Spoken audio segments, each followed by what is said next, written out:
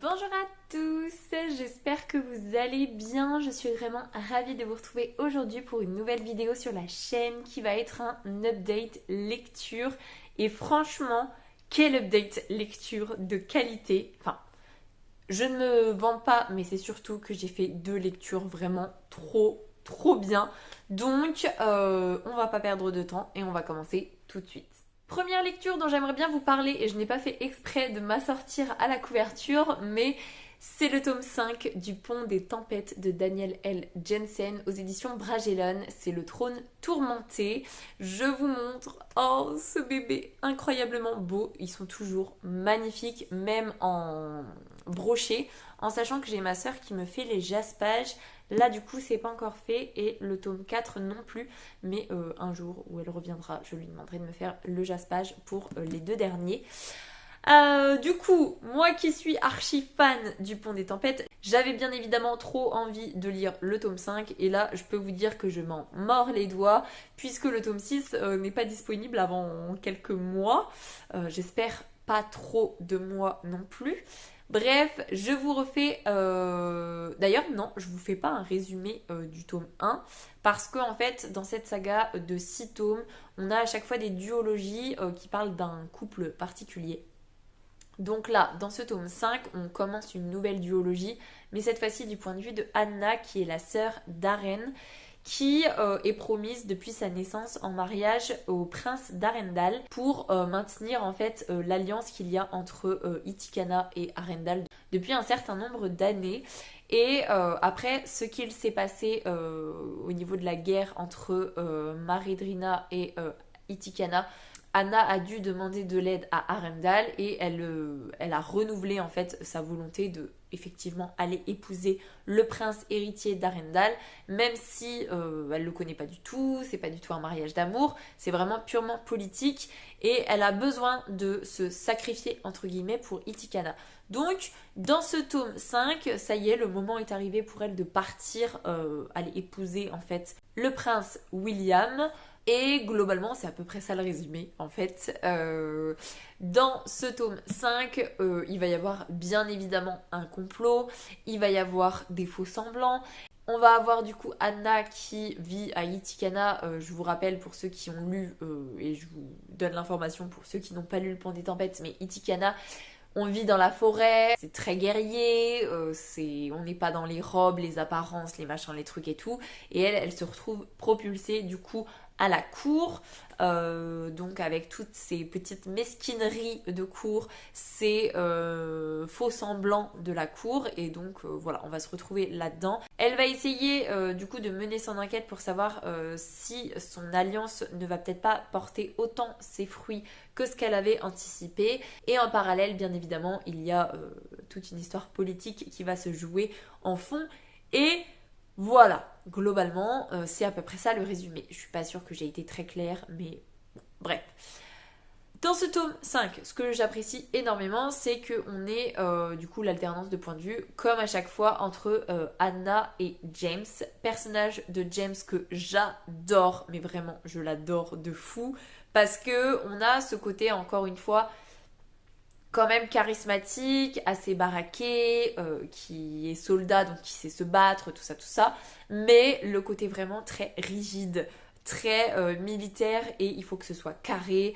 Par rapport aux convenances, il faut que les convenances soient respectées, il est très respectueux des femmes, des convenances, tout ça, et j'aime beaucoup son côté rigide en fait. Je trouve que ça met dans la relation entre les deux alors je vais pas dire du piment, mais Anna qui est très explosive, qui justement elle va tout défoncer, et lui il est beaucoup plus, j'avais envie de dire scolaire, mais il est beaucoup plus carré, et du coup la relation entre les deux elle est top. J'ai beaucoup aimé que Anna se retrouve quand même assez seule puisqu'elle va venir quand même avec quelques personnes d'Itikana, et finalement en fait l'histoire va se dérouler et petit à petit elle va se retrouver de plus en plus seule au niveau pas au niveau Arundel parce que il y a quand même le roi qui l'aime beaucoup, il y a quand même James qui l'aime beaucoup, voilà, mais au niveau Itikana, elle se retrouve quand même vraiment toute seule. Et j'ai trouvé ça quand même assez chouette parce que bah, du coup elle va devoir s'en sortir toute seule. Et ça c'était vraiment très très chouette. J'ai adoré, et ça je vous en ai parlé en vlog, mais j'ai adoré le fait que Anna ne pardonne pas à Lara. Dans le tome 1 et dans le tome 2, c'est du coup du point de vue de Aren et de Lara. Et ce que Lara va faire est pour moi impardonnable. J'adore le personnage de Lara et encore à l'heure actuelle, j'adore son personnage. C'est vraiment un... Voilà, je l'aime d'amour. Mais pour autant, ce qu'elle a fait, c'est inadmissible. Pour autant, ce qu'elle a fait, c'est impardonnable. Il y a certaines personnes qui arrivent à lui pardonner parce que voilà, les circonstances font que, et il y en a d'autres qui arrivent plus ou moins à lui pardonner parce que il y a le côté un peu croyances populaires qui vont entrer en ligne de compte. Mais Anna, elle ne pardonne pas à Lara. Et je trouve ça trop bien. Malgré le fait que j'adore le personnage de Lara, je trouve ça trop bien que Anna, elle lui en mette plein la tête, qu'elle soit vénère contre elle en fait. D'ailleurs, la relation entre les deux, on va voir que Anna, elle va quand même comment dire, finalement cette haine que Anna voue à Lara, on va voir que elle va finir par comprendre exactement contre qui elle est dirigée et pourquoi. Et ça pareil, j'ai trouvé ça trop bien que ce soit fait comme ça. Donc ça c'est vraiment le point qui m'a trop fait plaisir. Et comme je vous dis, pourtant le personnage de Lara, je l'aime énormément, mais je trouve ça trop bien. Ce que j'ai adoré, bien évidemment, en plus de l'univers, en plus de la plume, en plus de cette nouveauté, puisque Arendal, on le voit vraiment très loin dans les 4 premiers tomes, donc c'est vraiment une culture qu'on ne connaît pas. Même Cardiff, avec le côté très ésotérique, on ne connaît pas. Tout ça, c'est vraiment de très loin, et c'est vraiment très intéressant du coup de se concentrer là-dessus. Bien évidemment, ce que j'ai adoré, c'est ce final. Enfin, cette fin même, parce que c'est sur quand même une petite centaine de pages, je dirais. Cette fin, mais mon Dieu, je le savais. Parce que le tome 1 se finit de façon horrible, parce que le tome 2. Le tome 3 se finit de façon horrible, parce que le tome 4. Et donc, je le savais, le tome 5 devait se finir de façon horrible, parce que le tome 6. Mais... mon Dieu, ce final, ce quiproquo intense, cette perfidie dans la façon de concocter son plan. Et Anna, elle est dans une position, mais atroce. Mais vraiment, c'est atroce. Et moi, je vais encore le redire, mais vous savez comme j'adore quand les personnages principaux souffrent. Ah bah alors là, je peux vous dire que j'ai été servie, sauf que franchement, mon cœur saigne. Et le fait de ne pas avoir la résolution de ce tome 5 en fait, puisque voilà, on est vraiment là dans la péripétie plus, j'attends l'élément de résolution avec impatience. Franchement,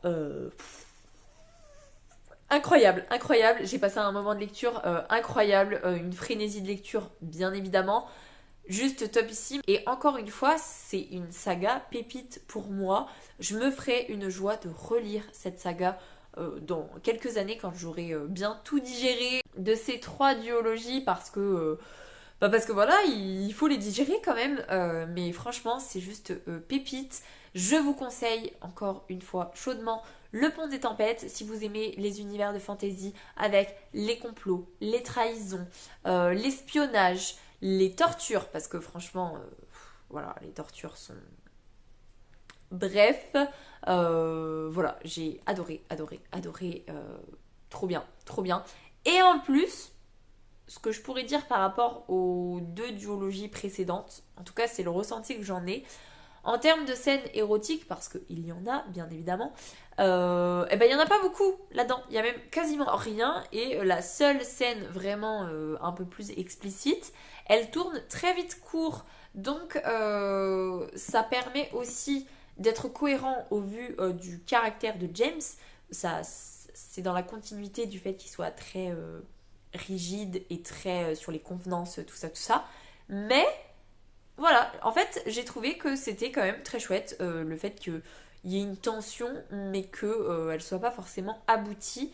Et comme je vous disais, au vu du final, si vous avez lu le tome 5 du Pont des Tempêtes, venez me dire en commentaire comment vous faites pour survivre à l'attente du tome 6, parce que franchement c'est très très très compliqué pour moi. Je l'ai terminé il y a peut-être 3 semaines et c'est encore frais, mon cœur saigne encore, malgré la super lecture que j'ai faite juste après, malgré l'autre super lecture que je suis en train de faire. Voilà, mon cœur saigne encore, donc voilà. N'hésitez pas une seule seconde à vous lancer dans cette saga incroyable. Franchement, vous ne serez pas déçus une seule seconde. Du coup, je vous cache pas qu'après avoir poursuivi une saga, du coup, je me suis dit que soit je me lançais dans une saga terminée, soit dans une saga commencée. Et au vu de cette frénésie de lecture, au vu de cet univers, je me suis dit que Echo, que je mettais en saga terminée, j'allais avoir la frénésie de lecture, l'univers était complètement différent, mais en même temps il y avait un truc d'attachement particulier à cette saga, donc j'ai décidé de ne pas lire Echo tout de suite. Petite parenthèse, je suis en train de lire Echo, donc je vous en reparle quand même très prochainement. Mais du coup j'ai décidé de partir sur une saga commencée avec le tome 1 des Héritiers du Chaos de Laura S. Wilde aux éditions... Quelles éditions? Bah, je ne sais pas, ce sera sur la couverture, j'imagine. Donc c'est le Pacte de sang, le tome 1. Je ne sais plus si j'avais dit que c'était le tome 1. Franchement, quand j'ai vu la sortie, ça me faisait très envie. Quand j'ai vu la couverture, ça me faisait très envie. Quand j'ai vu l'avis de Louise de Rêve ta vie en lecteur, ça me faisait encore plus envie. Et donc, je voulais une lecture qui sorte complètement du trône tourmenté, mais avec quand même une potentielle frénésie de lecture et donc une lecture qui se fasse assez rapidement. Et ben, j'ai été servie. Pour vous faire un résumé, on va suivre Neva qui va avoir 22 ans, qui fait partie d'un coven de sorcières et à l'âge de 22 ans, on a une cérémonie qui nous permet d'obtenir nos pouvoirs. Sauf que Neva, c'est pas n'importe quelle sorcière, c'est censé être l'héritière de Hazel, et Hazel, c'est la sorcière qui, il y a 200 ans, a mis fin à la guerre entre les sorcières, les démons et les vampires, en maudissant du coup les démons et les vampires. Il n'y a plus que les sorcières depuis 200 ans qui évoluent dans le monde. Et tout le monde attend beaucoup de l'acquisition des pouvoirs de Neva pour qu'elle devienne la nouvelle grande prêtresse. Oui, je crois que c'est ça, la grande prêtresse de son coven. Et en fait, il se trouve que le jour de sa cérémonie, tout ne va pas se passer comme prévu. Et pour pouvoir sauver son coven, elle va devoir s'allier à un ennemi juré des sorcières, qui n'est autre que le roi des vampires, donc Noxan. Et voilà, tout simplement, c'est ça le résumé de base. Et franchement, c'était trop bien, c'était trop bien. Quoi vous dire. Retrouver l'univers Coven avec l'univers sorcière et en plus Gris qui est un petit chat, comme son nom l'indique, gris, qui va suivre Neva dans son périple, qui est trop mignon. Franchement, ça c'était génial. J'ai adoré le personnage de Gris.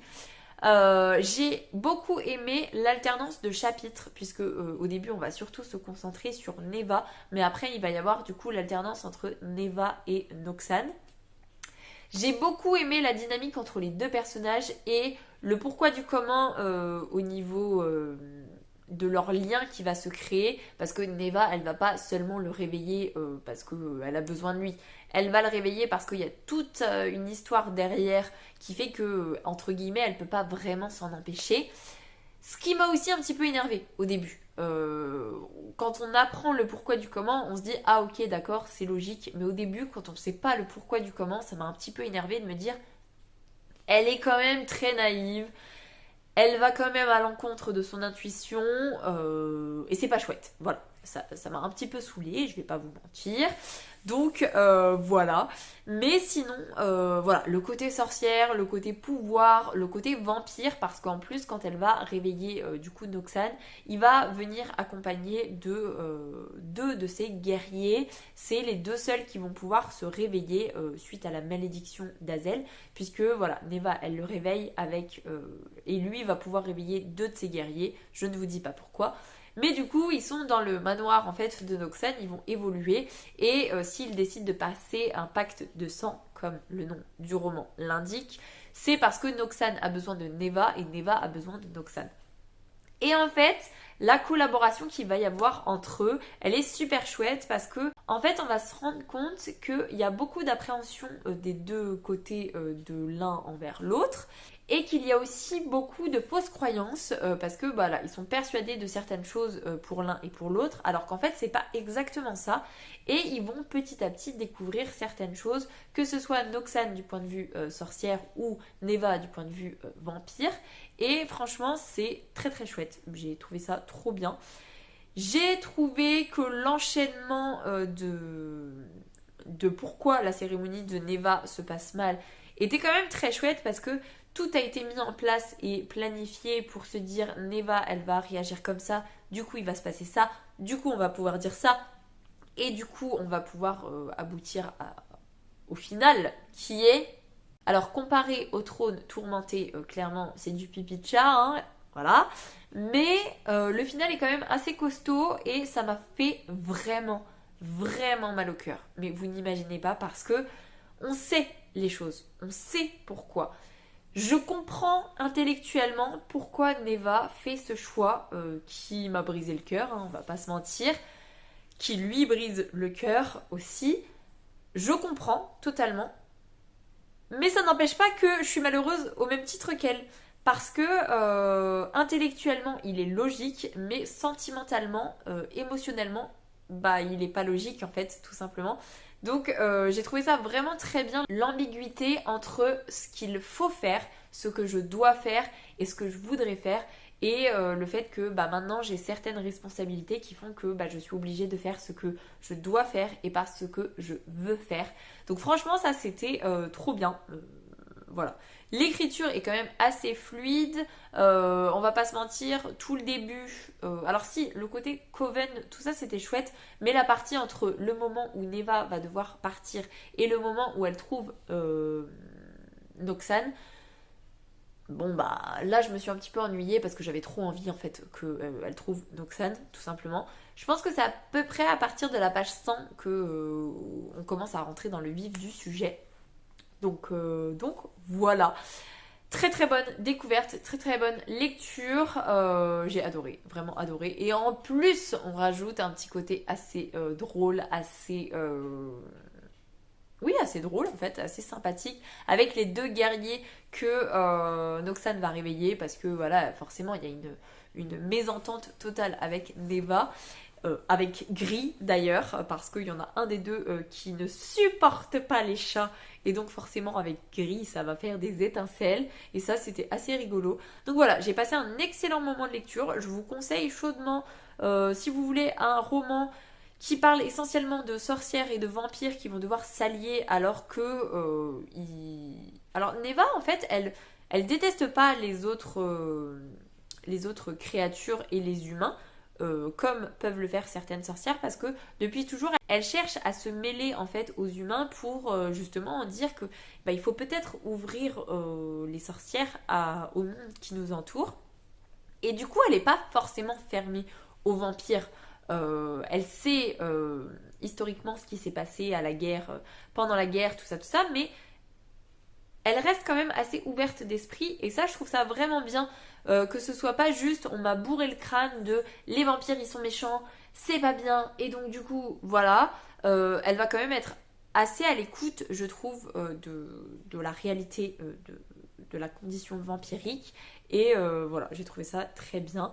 Le retournement de situation à la fin, est-ce qu'il était incroyable? Non, mais il m'a satisfait totalement, donc voilà.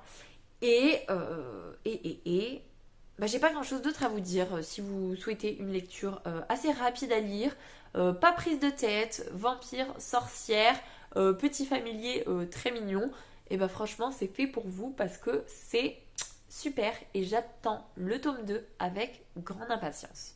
Du coup, voilà pour cette update lecture. Donc, coup de cœur monumental avec le trône tourmenté et excellente lecture avec les héritiers du chaos. Donc, franchement, c'est l'update lecture du trop fun, du trop cool, du je suis vraiment ravie. Donc, voilà, franchement, n'hésitez pas à aller découvrir ces deux univers qui sont pépites. Je vous laisse là-dessus, j'espère que cette update lecture vous aura plu. Si c'est le cas, n'hésitez pas à mettre un petit pouce dans les airs, à vous abonner à la chaîne et à venir discuter avec moi en commentaire, ça me fera super plaisir. Pour les plus timides, un petit emoji tigre, ce sera très apprécié. En attendant, je vous souhaite une très belle semaine, de très belles lectures et je vous dis à la semaine prochaine. Salut!